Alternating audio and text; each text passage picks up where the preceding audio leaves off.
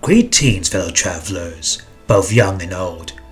I see that you have come here to see me, no doubt, as you probably heard the legend of the Mad Kaiser, where I have gained the hearts and trust of many after my recent discovery and delve into the JRPG genre. And after playing so many JRPGs throughout my lifetime, you may be wondering to yourself, what is a game I should be getting into first? What is a JRPG that you can recommend as someone new to the genre itself? Well, that, my good friends, is what I'm here for. But I won't be doing this alone, as I've actually gathered some other famed esteemed legends, each with their own heroic tales of their own amazing YouTube content throughout the whole realm of YouTube. And together we will unite and tell you on what is our JRPGs recommended for beginners. But before we begin, if you're enjoying what you're seeing here before your eyes, then please like the video, click the subscribe button, and if you're say a new blood, also ring the bells of notification so you undoubtedly want to hear more of my tales regarding my other JRPG affair.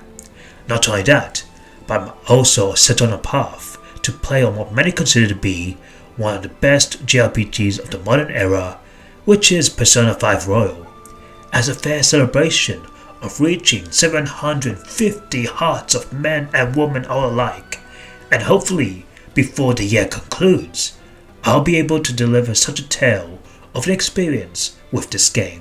So please do keep your eyes and ears peeled for that. And now, let us get back on track and grab yourself a seat here, some of the finest drinks you can find in the land, as well as some nice food for consumption, as we deliver to you all our list for JRPGs for beginners. Hey everyone, it's Fox from InfernoFoxGaming. Big thanks to Mad Kaiser for inviting me to join him on this fun collab with other great YouTube content creators. When it comes to someone interested in getting into JRPGs, my first suggestion to them is usually Paper Mario. You know, the original one on the Nintendo 64. This entry was made in an era when Nintendo really leaned hard into the whole kids and family gaming audience. Combining that with the talented staff at Intelligent Systems, we end up with a JRPG with an easy learning curve. The story is really boilerplate stuff for a Mario game. Our mustachioed hero must save the princess from the evil King Koopa. What makes the game endearing is the colorful environments, great-looking characters, quirky dialogue, and catchy soundtrack. The gameplay itself combines platforming elements for Mario as he explores the world, with parts of the environment able to be traversed with an upgradable hammer, jump boots, and a myriad of friendly partners. Former foes from previous Mario games like the Goomba, Koopa Troopa, and more join Mario in this world and in battle. And it's this turn-based battle system that makes this JRPG such a great entry point for beginners of the genre. Unlike games like Dragon Quest or Final Fantasy, where hit points reach into the hundreds or thousands, Mario and the enemies he faces have hit points that barely peak out of the double digits until major bosses are encountered, and it's this simplicity that makes the game much more approachable.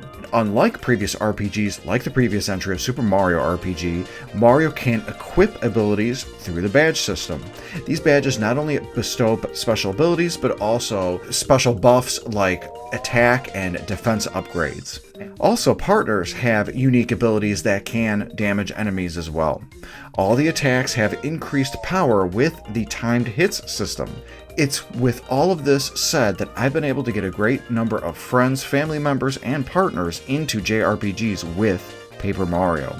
And you can play this great game on the NSO expansion pack via the Nintendo Switch. Again, thanks to Mad Kaiser for inviting me to join this fantastic collab. If you like RPG content, as well as retro gaming and Nintendo content, make sure to check out my channel, InfernoFoxGaming, here on YouTube. Live Alive would be my choice for someone who is looking to begin their Japanese RPG journey for a couple of reasons. One of them being the way the game is structured. normally these RPGs are grandiose and big in their scale.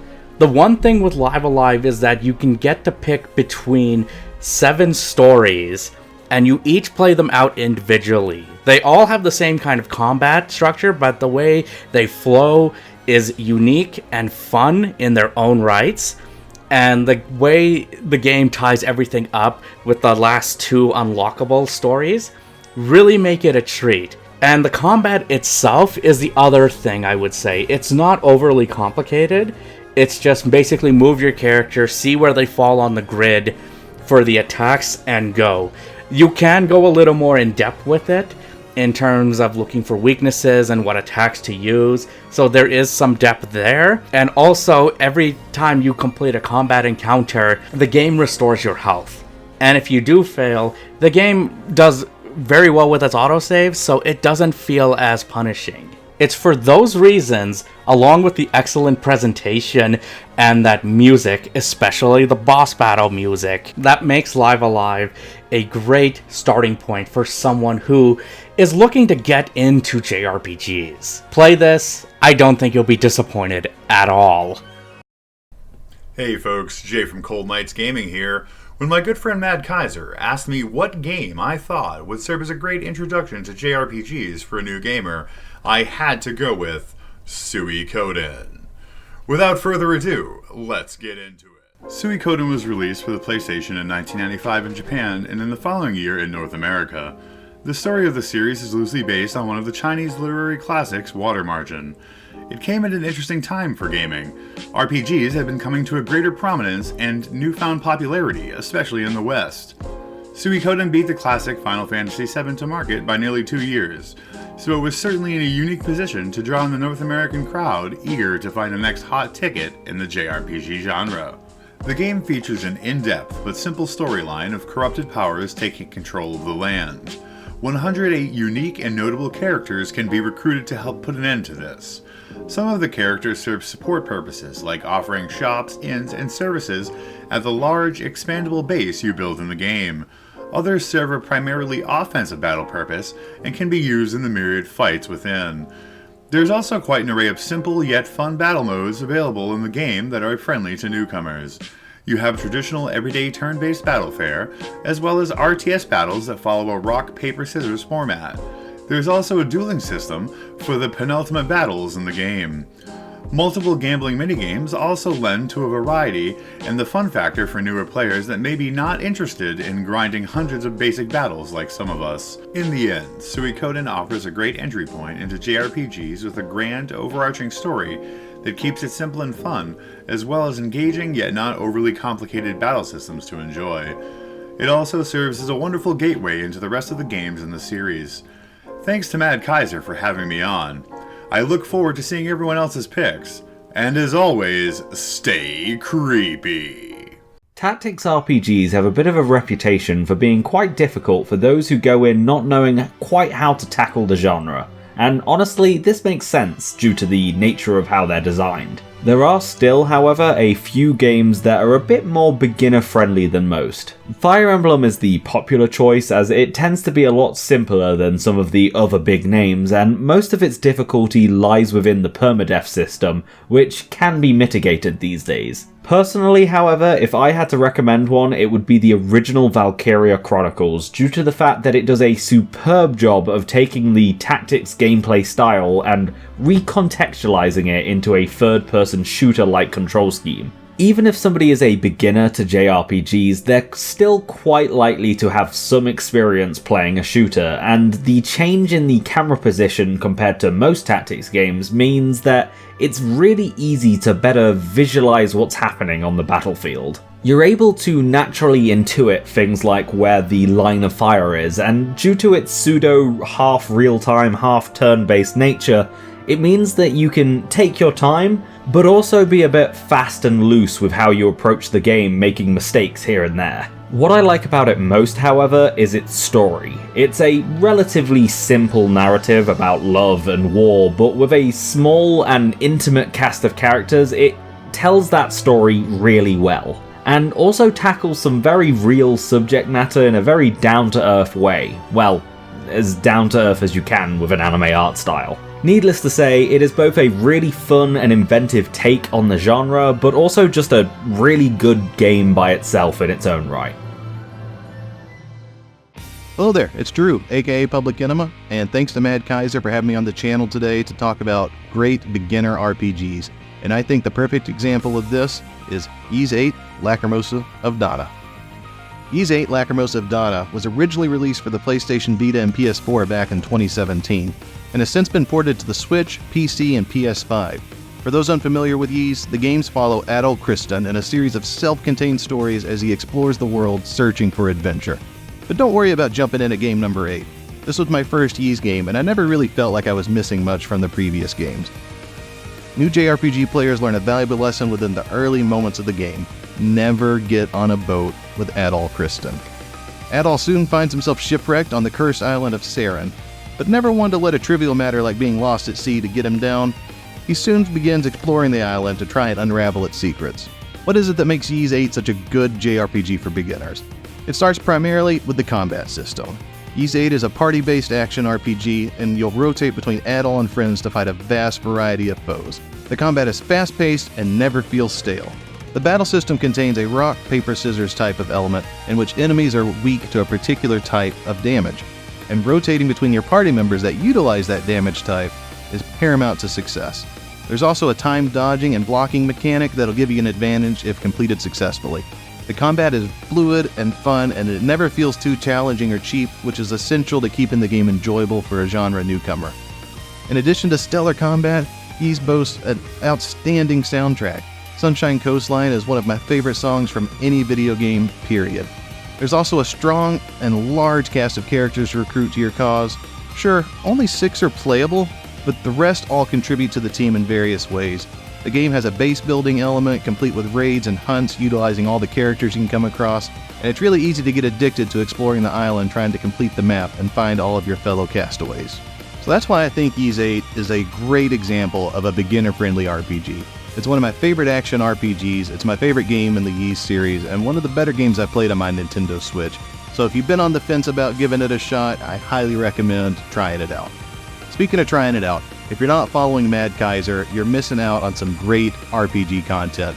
The man really has a passion for the genre, and it really shows through in his videos, so check out his content. Thanks for having me on the channel today. I'm really looking forward to seeing what everybody else comes up with, and I'll catch you next time.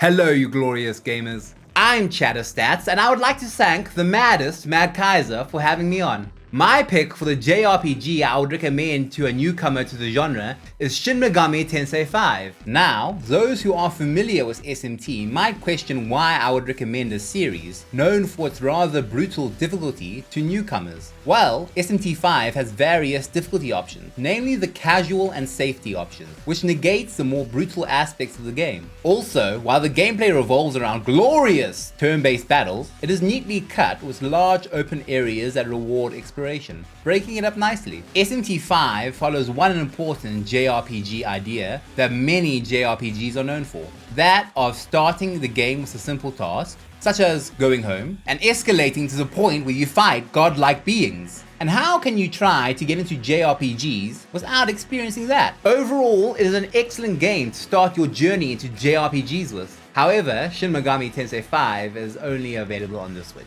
and it is getting delisted on 13th of June. But that is because it is going to be replaced by the definitive edition, Shin Megami Tensei 5 Vengeance. Available on many new platforms from the 14th of June, Switch, Xbox, PlayStation, and PC, making it much more accessible. The new edition features many quality of life changes, more features, and even a brand new story route for the game, allowing you to get into a great JRPG that has been even further refined. That is my recommendation. I hope you consider it. What's up, Mad Kaiser? Thank you so much for having me on this video. My JRPG pick is going to be Octopath Traveler 1 and 2. Both Octopath Traveler 1 and 2 are amazing JRPGs that I highly recommend anyone playing if they're just getting into the series. You can play as 8 different characters. You start off as one, and then you meet up with the other 7 characters throughout the game.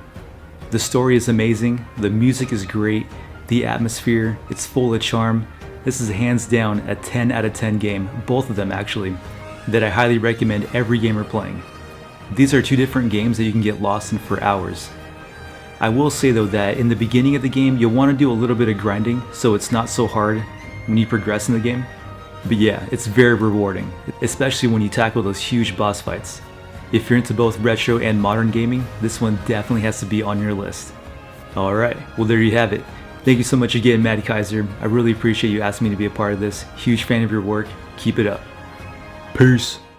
What up, YouTube? I'm Steph from the StephsTooDef channel here on YouTube.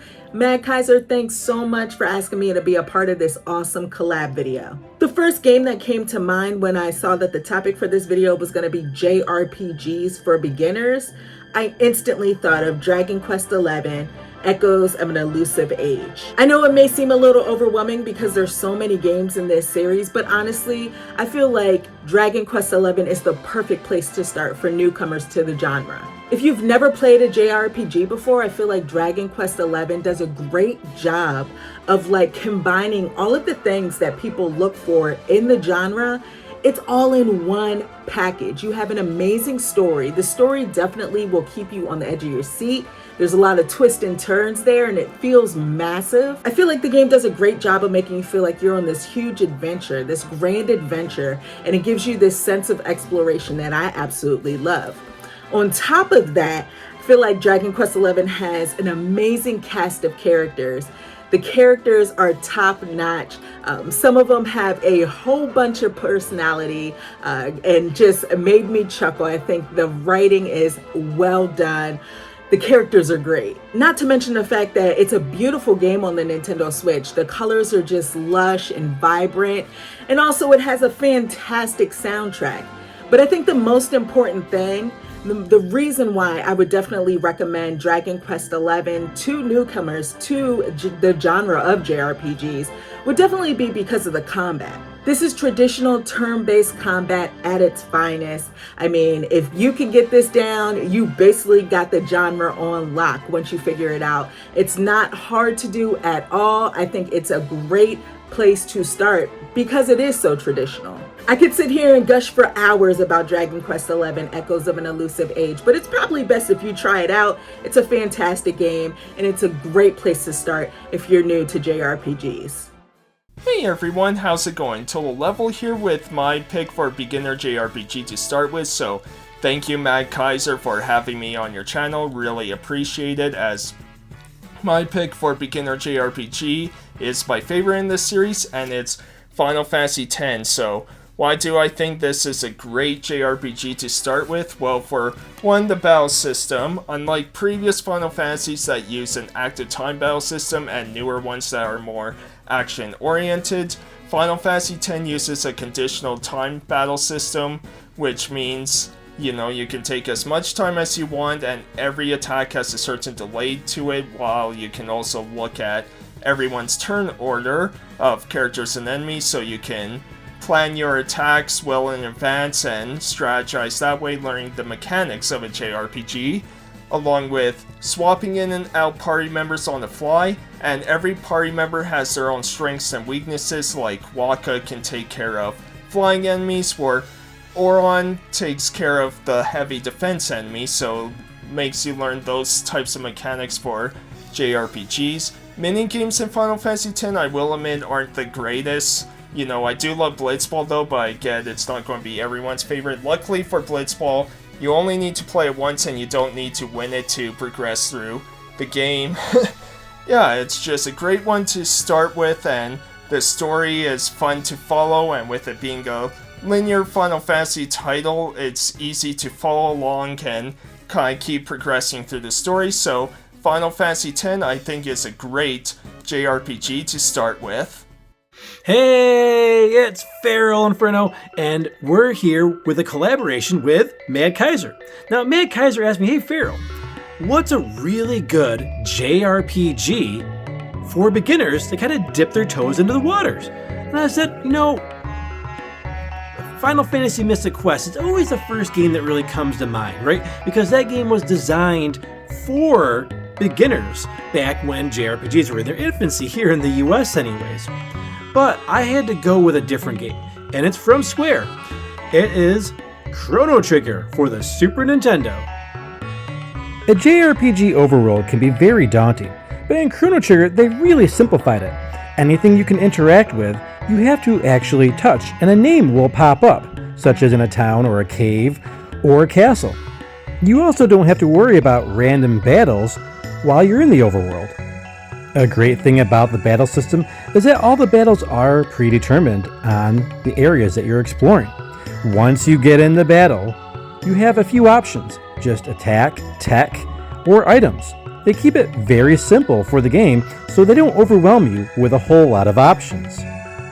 But that's not to say the game isn't deep.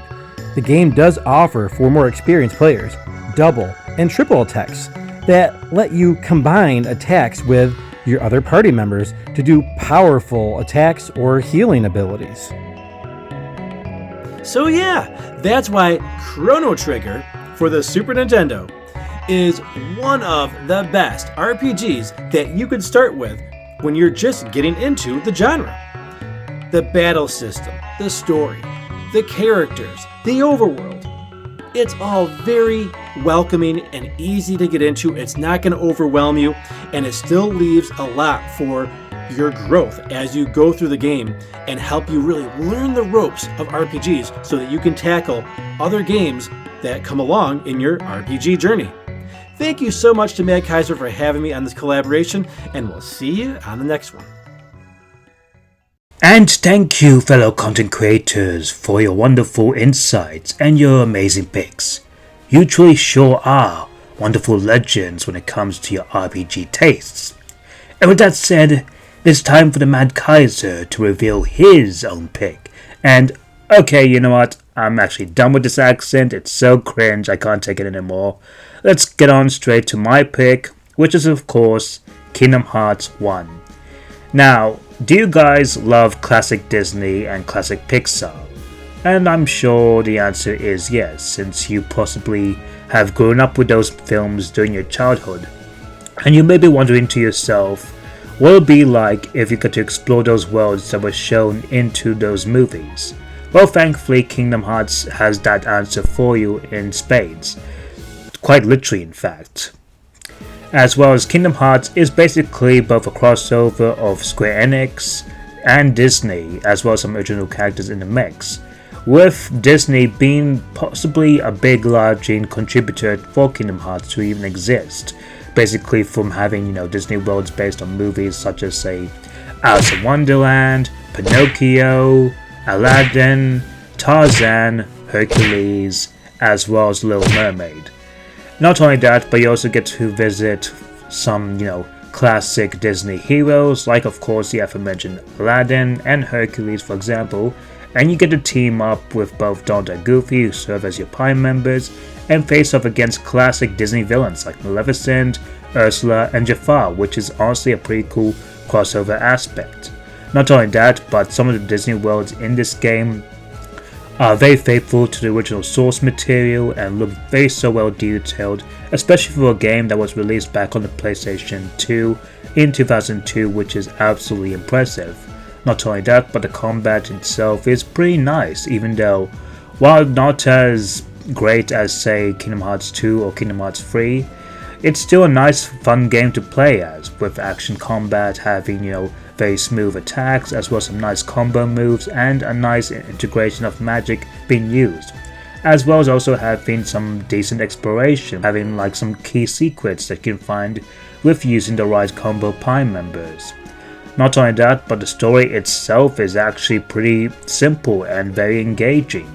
And sure, I know that the Kingdom Hearts series is infamous for being convoluted or complex in later entries, though thankfully with Kingdom Hearts 1, obviously things were a bit more simple and straight to the point, but still having its very key emotional moments. Like, I absolutely love the characters with Sora and Riku, and honestly it's just a nice treat. Oh, and also we got Final Fantasy characters like, Cloud from Final Fantasy 7, Leon from Final Fantasy 8, as well as some other characters like Tidus from Final Fantasy 10, and honestly it's a nice integration, honestly, it's a pretty cool aspect. Honestly, and given the fact that Kingdom Hearts has recently become multi-platform, I can get this game either on PlayStation 4, PS5, Xbox One, Xbox Series, and recently PC with the Steam ports of it coming very soon. There's no better time to get into the series, especially since Kingdom Hearts 1 is obviously the best gateway to getting into the series. So with that said, that'll be my pick for this list. And once again, thank you for sticking to this video, and thanks to the amazing people I got to collaborate for this wonderful collab, and honestly, they just did an amazing job. So please go look at their YouTube channels and subscribe to them if you can, because honestly, they are they're just absolutely amazing, and honestly, they deserve it way more than me, honestly. And with that said, let me know down in the comments of what JRPGs you think is recommended for beginners. Until then, Mad Kaiser out.